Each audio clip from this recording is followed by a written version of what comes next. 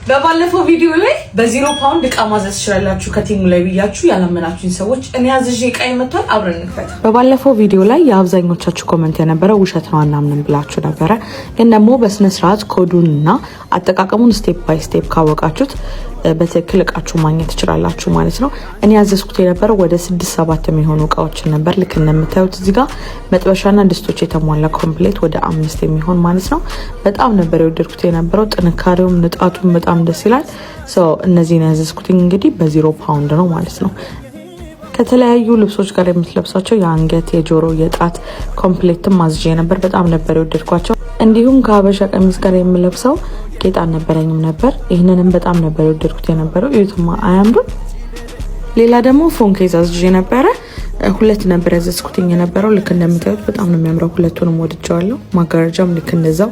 ማጋረጃው በጣም ደስ ይላል። ኳሊቲው ሰመር ስለነበረ በዛው ከማጋረጃው ጋር ማች የሚያደርግልኝ አልጋ ልብስ አዝዤ ነበር። እንደምታዩት በሁለቱም በኩል ማንጠፍ ትችላላችሁ።